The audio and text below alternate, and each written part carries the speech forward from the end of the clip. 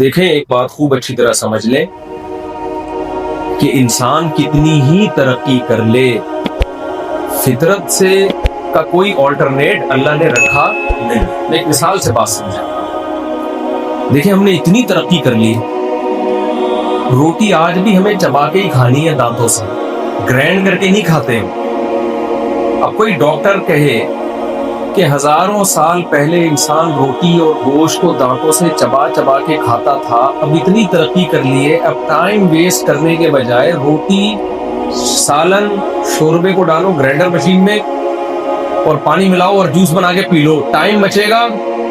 یہ مشینیں ٹائم بچانے کے لیے ایجاد ہوئی ہیں، تو کوئی عقل کی بات ہوگی ہے؟ بولے بھائی دانت اللہ نے پیدا کس کے لیے کیے ہیں؟ چبانے کے لیے کیے ہیں۔ چبا کے جو چیز کھائیں گے خاص ایک پروسیس کے تحت جب وہ معدے میں جائے گی تو پھر پورا فائدہ پہنچائے گی۔ جوس بنا کے پینا شروع کر دیں گے تو زیادہ فائدہ نہیں ہوگا، بلکہ ہو سکتا ہے نقصان ہونا شروع ہو جائے۔ سائنس نے کتنی ترقی کر لی، تو کیا اس کا یہ مطلب ہے ہم ٹانگیں چلنے کے لیے استعمال کرنا چھوڑ دیں؟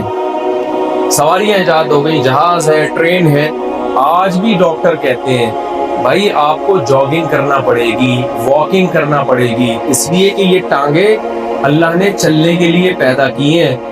ہزاروں سال پہلے بھی چلتے تھے لوگ، آج بھی آپ کو چلنا پڑے گا۔ سائنسی ترقی کی وجہ سے اب یہ نہیں ہو سکتا کہ سائیکل اور موٹر سائیکل اور جہاز ٹانگوں کا آلٹرنیٹ بن جائے، کہ اب آپ کو واکنگ کے بجائے جو ہے یا جاگنگ کے بجائے بس جہاز میں آپ نے اتنا لمبا سفر کر لیا یا ٹرین پہ سفر کر لیا، اب آپ کو چلنے کی ضرورت نہیں۔ تبھی تو لوگ کولیسٹرول کے ڈبے بنے ہوئے ہیں، چربی کے ڈبے بنے ہوئے ہیں۔ وجہ کیا ہے؟ آفس میں کمپیوٹر کے سامنے بیٹھے رہتے ہیں، کوئی ورک آؤٹ نہیں ہے، کوئی محنت نہیں ہے۔ تو سائنس جتنی بھی ترقی کر لے، فطرت کے اصول اور ضابطے کبھی بھی چینج بولے نہیں ہوتے۔ تو خوب یہ بات اچھی طرح سمجھ لیں، جیسے انسان کو جسمانی طور پر فٹ رہنے کے لیے نیچر ہی پہ چلنا پڑے گا، فطرت سے بغاوت کرنے کی اجازت نہیں ہے، اسی طرح مینٹلی اس کو صحت مند رہنے کے لیے بھی نیچرل لائف میں ہی آنا پڑے گا۔ وہ مصنوعی زندگی سے ذہنی سکون حاصل نہیں کر سکتا۔ اب جو فزیکل صحت ہے نا، اس کے لیے آپ کو ڈاکٹر کہتے ہیں نا آرگینک چیزیں کھائیں، کہتے ہیں کہ نہیں کہتے؟ گوبر کی کھاد کا ٹماٹر کھائیں، آپ یوریا کی کھاد کا نہ کھائیں۔ ابے بھائی جب سائنس نے اتنی ترقی کر لی ہے تو پھر 10,000 سال پہلے بھی گوبر کی کھاد کی چیزیں کھاتے تھے، اب بھی گوبر ہی کی کھاد کھانی ہے، تو اس ترقی کا کیا فائدہ ہوا؟ تو یہ دلیل بنے گی؟ غلط دلیل ہوگی بھائی۔ ترقی جتنی مرضی کرے لیکن نیچر تھوڑی چینج ہوگی۔ تو میڈیکلی فٹ رکھنے کے لیے جیسے پہلے جو اصول تھے آج بھی وہی فزیکلی فٹنس کے لیے، اسی طرح مینٹلی طور پر ہیلدی لائف گزارنے کے لیے صدیوں پہلے جو اصول تھے آج بھی وہی اصول ہے۔ صدیوں پہلے بھی انسان کو مینٹلی ہیلتھ کے لیے بیوی بھی چاہیے تھی، بچے بھی چاہیے تھے، بہنیں بھی چاہیے تھی، بھائی بھی چاہیے تھے، ماموں بھی چاہیے تھے، چاچو بھی چاہیے تھے، کزن بھی چاہیے تھے، دوست احباب بھی چاہیے تھے۔ آدم علیہ السلام جنت میں تھے، جنت سے زیادہ ترقی کی کوئی جگہ ہو نہیں سکتی، وہاں بھی ان کی لائف میں بورنگ لائف تھی ان کی۔ اللہ نے ان کی انٹرٹینمنٹ کے لیے اماں حوا کو، ان کی زوجہ کو پیدا کیا، پھر ان کو اولاد دی اللہ تعالیٰ نے۔ صدیوں سے یہی سسٹم چلا آ رہا ہے کہ آپ ایک حد تک اکیلے زندگی پہلے ماں باپ کے سائے میں ہوتے ہیں، بہن بھائیوں کے سائے میں ہوتے ہیں، پھر بالغ ہوتے ہیں، پھر آپ کا نکاح ہوتا ہے، پھر آپ کی اولاد ہوتی ہے، پھر بڑھاپے میں آپ کے پوتے نواسے ہوتے ہیں، پھر بہویں داماد ہوتی ہے۔ یہ لائف سٹائل آپ جس سے بھی چھین لیں گے نا ترقی کے جھانسے دے کر، اس کی مینٹلی ہیلتھ کی ایسی کی تیسی ہو جائے گی، چاہے وہ کتنا بڑا سائنٹسٹ کیوں نہ ہو۔ جاپان کے بڑے بڑے سائنسدانوں کو جا کے دیکھو، ان کا بڑھاپا کیسے گزر رہا ہے۔ مجھے غصہ بہت آنے لگا ہے آج کل، میں خیر تھوڑا سا میری آواز اونچی ہو جاتی ہے بہت، یہ تمیز سے بھی سمجھائی جا سکتی ہے بات، لیکن میں تمیز سے سمجھانے کے موڈ میں اس لیے نہیں ہوں کہ سمجھ میں نہیں آئے گی یہ تمیز۔ کچھ باتیں مدلل ہوتی ہیں، تمیز کے دائرے میں وہ سمجھ میں نہیں آتی۔ ہمارا سیکولر اور لبرل طبقے نے ہر چیز میں گورے کو اپنا باپ بنا لیا ہے۔ اور بھائی سائنس ٹیکنالوجی میں اس کو اپنا باپ بناؤ, وہ اس میں بڑا ایکسپرٹ ہے. تہذیب میں, اخلاقیات میں, نیچرل لائف میں, یہ پیغمبروں کا ٹاپک ہے. پیغمبر بتائیں گے فطرت کیا ہے اور فطرت سے بغاوت کیا ہے, یہ پیغمبروں کا ٹاپک ہے. یہ مذہب بتائے گا, آسمانی کتابیں بتائیں گی, یہ گورا نہیں بتائے گا. دیکھو زنا کرنا اخلاقی جرم ہے, یہ کون بتاتا ہے؟ علماء بتاتے ہیں, آسمانی مذاہب بتاتے ہیں, عیسائیوں کے پادری بتائیں گے, مسلمانوں کے مفتی بتائیں گے, یہودیوں کے جو بھی مذہبی رہنما وہ بتائیں گے نا. یہ ڈاکٹر بتائے گا.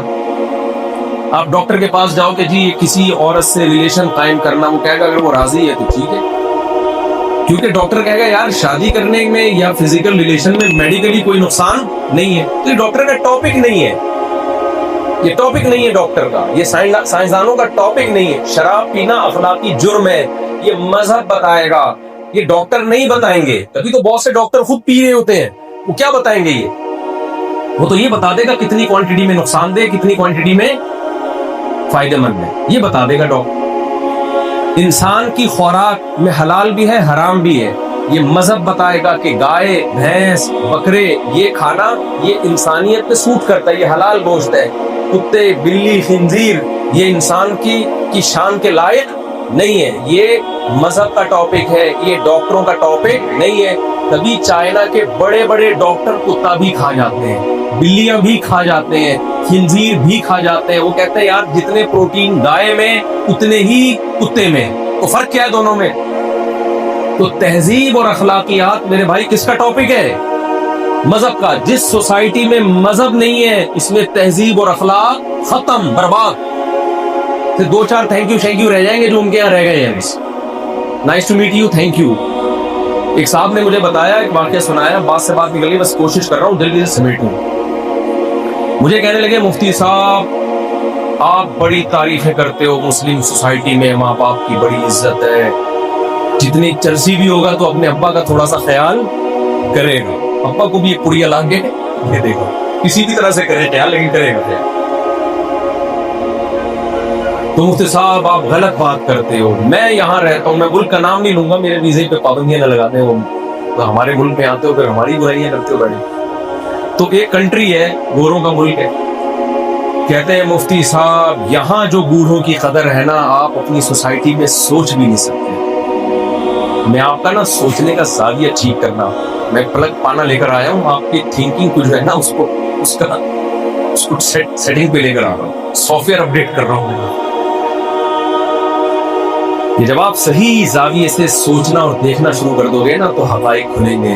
بھائی جو اللہ کا نہیں ہے نا, جو اسلام کو نہیں مانتا, وہ نہیں ہے, وہ صحیح اچھا انسان بن ہی نہیں سکتا. اچھے انسان میں صرف 2-4 چیزیں تھوڑی ہیں, پوری زندگی ہے انسان کی. کھانا کیا ہے, پہننا کیا ہے, پہننا ہے بھی کہ نہیں ہے. گورے تو اب تک یہ فیصلہ نہیں کر سکے کہ پہننا بھی ہے کہ نہیں پہننا. کہتے ہیں آپ کا پرسنل معاملہ ہے, آپ پہنے نہیں پہنے, جیسے تبھی کچھ پہن رہے ہوتے ہیں, کچھ بغیر پہنے گھوم رہے. آپ نے ابا اماں کی وہاں عورت کے حقوق کیا ہے دیکھو, یہ میں واقعہ بھول نہ جاؤں, یہ جو بھی میں سنانے لگا ہوں نا بوڑھوں کی خدمت والا واقعہ. عورت کے حقوق کیا ہے؟ گورے نے ایک نعرہ لگایا, ویمن رائٹس, خواتین کے حقوق. جب آپ نے حقوق نہیں دینے ہوتے نا تو مبہم نعرے لگاتے ہو, اس کی ڈیٹیل آپ کے پاس نہیں ہوتی. مثال کے طور پر میں رفیع بھائی کے بارے میں کہتا ہوں, رفیع بھائی سے اچھا سلوک کرو, یہ میرے دوست ہیں, میرا بیہیویئر اچھا ہونا چاہیے, مجھے ان کے حقوق ادا کرنے چاہیے. 1 گھنٹہ تقریریں رفیع بھائی بھولے نہیں ہمارے, واہ یار مفتی صاحب ہر وقت میرے حقوق پر بات کرتے ہیں. پھر یہ رفیع بھائی مجھ سے آ کے کہتے ہیں میرے حقوق ہیں کیا, تو حقوق کا مجھے پتا نہیں. تو ساری تقریروں کی ایسی کی تیسی ہوئے کہ نہیں ہوگی. رفیع بھائی کہتے ہیں ایک بندہ میرے 2 کروڑ روپے لے کے بھاگا ہوا ہے, مفتی صاحب اس پہ بات کریں گے, وہ 2 کروڑ مجھے دے دے. میں کہوں نہیں, یہ جزیات میں نہیں جاؤں گا کہ فلاں آپ کے 2 کروڑ دے دے اور فلاں نے آپ کے اتنے پیسے لیے ہیں وہ دے دے, نہ. تو رفیع بھائی کہیں گے بھائی یہ حقوق کی مفتی صاحب آپ تقریریں پھر اپنے پاس رکھو, مجھے ان حقوق کی تقریروں کا 2% کا فائدہ بولو نہیں.